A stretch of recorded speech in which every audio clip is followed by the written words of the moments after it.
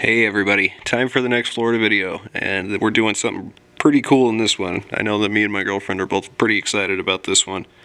So, to give a little background first, my girlfriend is absolutely obsessed with all things fiber and yarn. She does a lot of knitting and crochet and, well, fill in the blank really. But one of the things that happened while we were there in Florida was actually her birthday, so we went out to a fiber mill in the area that we've been to before. They're an amazing shop that is doing some really cool stuff, and they were nice enough to give us a tour and a little bit of an interview, so I hope you guys enjoy, and I'll be back in just a little bit.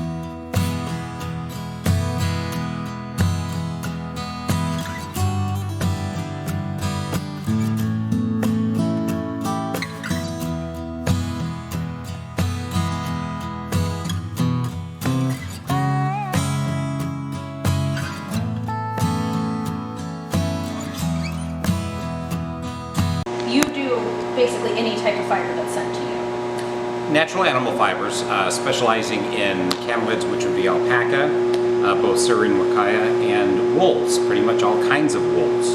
Not necessarily limited, although some of the finer wools, high levels of lanolin don't process very well with mill spinning, and it's almost better to do it by hand at that point, but you'll know that. How long does it take, do you think, on average, from getting it from the animal into the store and then the washing, drying, spinning? I think technically it might equate to an hour and a half if you were to say that start to finish. The problem is you've got skirting, and you have to skirt and then you stage, so you get all of it skirted and then you move forward and you get it scoured and then it dries and then you have to veg. So it's not that it takes a lot of time on one individual batch of fiber, it's that it's the process to complete a client's order all at once so that you keep the fibers separated, you get them as clean and as much yield as you can out of it, and without trying to rush. Drying is very important, scouring is very important, and then once that takes place and you realize that maybe there's some more debris in it, a second run through the vegger or a second washing or scouring. So those are variables that you can't predict. So when you say 12 to 14 weeks and then we're running at 20 weeks, how does that equate back to an hour and a half? It's just kind of, you have to stock the mill and keep everything moving, and it's a time-consuming process because we are trying to take individual care of each animal and each fiber. Awesome. So you asked me what my favorite fiber is, but what's your favorite fiber? I would have to say a very well taken care of, well-loved wakaya alpaca. When they run flawlessly, and those of you that have them, you know which ones they are. No names. It's just a joy to see it clean, to see the microns, to see not a lot of waste in the fiber, obviously no pests, no issues with it, and good in equals good out. And it's a joy to do that, which there are two types of fiber that we say we have here at Pioneer Fiber Mill, and that's one that'll spin and one that won't. So it doesn't have to be award-winning blue ribbon grade A #1 fiber to be able to be a nice product. So we like to work with clients to incorporate their animals at every stage of their age into whatever they're looking to do. So it can be award-winning yarn, or it could be core spun. Okay. So we like to spin every fiber and make something out of it. Yeah, that's awesome. Absolutely. Do you do a lot of dyeing of the yarn, or do you try to stay natural? No, we absolutely, there's our catchphrase that was my snarky retort years ago was realtor beige doesn't pay for the hay. And it's, you either understand that or you don't, but Yeah. so often people were processing and keeping the animal's fiber clean to the animal. And each animal maybe would have, say, 10 skeins of yarn, and one was blonde and one was light fawn. And what was happening is that the white would sell out and they were stuck with the fawn or beige. And people were not as excited to deal with that. So year after year of producing the same animal, same fiber, we were able to work with our clients to come up and they're raising the fiber, they're doing a great job with it, but the artisans are coming in saying, we want color, we want backbone, we want memory, we want something that's gonna wear better. Yeah. So it was really a kind of a metamorphosis and a combination and a collaboration with our clients and our customers that are looking to use yarn. So the short answer is we add a lot of color. We definitely do. That's what I want to say our specialty is our products of distinction. So it's unique to your herd, to your sales, and your creativity. We can replicate those, but Yeah. they'll never ever be two of the same. No. Right. Which makes it special. Yeah. Oh yeah. You Do can. you think personally it's easier to dye the fiber when it's still, like, let's say in a roving state, or the yarn? There's two effects, and that's part of the communication that we have with clients is what their outcome is. People can buy a blank skein from anywhere and dye it, and that has an over-dyed look. What you can't do is get the colors blended into the fiber and the ultimate yarn without dyeing at the end. So we specialize in basically blending color into. So I really do like to dye product before and then blend it in with the silks and natural plant fibers, bamboos, to get that pop of color and that really nice hand consistency and backbone. So it happens either way. It's just kind of, we can specialize in the blending because not everybody can blend the fibers. Sure. Everybody can dye. Yeah, I can Yeah. go to Dye my the store and fiber. dye. And then, how long have you guys been in business? January will be our 6th year. Oh, and cool. It's been an uphill learning curve. We will never ever know everything there is to know about yarn or milling. We're very proud of the fact that our clients have been patient and supportive while we get better and learn something every single day.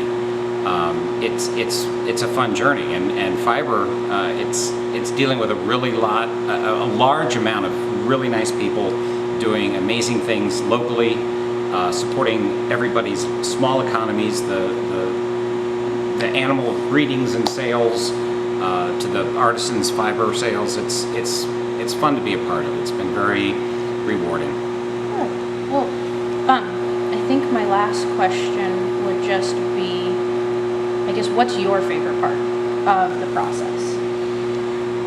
I personally like, being from a business operation management background, I like to take a raw product and turn it into a finished product, not necessarily hats or scarves or anything, but our yarn is what I consider our finished product. And it's exciting to earn a living, to run a business and to be sustainable by taking raw animal fiber and turning it into something that is coveted, heirloom pieces, gifts. It makes people feel good, it's beautiful. I think that is the greatest reward. And new clients, albeit coming into the mill or repeating processing with us, are excited. One of the things that we do is say, if you don't know what you like, let's get the fiber clean, let's get it dry, and then let's communicate with options and recommendations. And we call it Miller's Choice. It's a little checkbox on the order form, and that basically says, just please make something beautiful. Okay. Please make something that'll sell for us. And to be working with our clients to make the sales and beautiful product is just the ultimate. I guess I came up with one more question. Would you recommend somebody just learning about the process or actually diving in and starting a business? Oh, absolutely. It's a good question. There's an old saying to the effect that if you have enough money to get into business, don't. Retire and do something you love. Don't parlay that into a business. It's a huge commitment. If you're a fiber person, I really like the cooperative aspect of working with people. So if somebody's raising animals but doesn't make fiber arts, to collaborate with somebody that does, and then maybe come together and talk to a mill processing company or somebody that can at least get you roving back, communicate. And I think many years ago, several of the mills would just say, we're not doing that, not going to do it, we're not going to collaborate, don't ask, don't tell, you're going to get what I give you. And I think that was maybe put a bad taste in people's mouths. The new insurgence of businesses all over the country in regards to mini mills is encouraging people to kind of think beyond that. But what I've seen, unfortunately, if somebody really likes fiber and they really like the animals and they really like to create, the business aspect of running a mill can be overwhelming. And it can, shall we say, taint the love of the fiber. So if we stay behind the trenches and keep the milling going, and then our fiber people are creating and our animal people are growing and producing fiber, that's where I see it's going to benefit. So I don't know if I answered the question directly, but I think I put enough Oh, definitely. opportunity to make a decision. I think kind of the old adage of don't try to monetize your hobbies. Exactly. Yeah. Well, thank you for staying behind the trenches. Thanks for coming back again. Thank you so much for, giving us a little interview. I know a lot of the people that watch my channel are going to enjoy this. So again, good. thank you so And much. By all means, pioneerfibermill.com, communicate, ask questions, and Yeah, I'll even leave a link in the description. perfect. Yes. Thank you so Awesome. Thank you. Well, that's going to do it for this one. I hope you all enjoyed, and got to give a huge thanks to Pioneer Fiber Mill and Steve over there for giving us a tour and an interview. That was a very, very nice thing for him to do. And, take the time out of his day to do that for us is just awesome. I will leave a link to their website in the description. Definitely go check it out. And actually, you know what? I'll just put it up right here too. Definitely go check them out if you're in the area, and check out their website if you guys have any, animal fiber that needs processed or just yarn in general. They're awesome over there. But yeah, anyway, that's going to do it for this one. Hope you all enjoyed. My social media will be in the description as well, and I'll see you next week.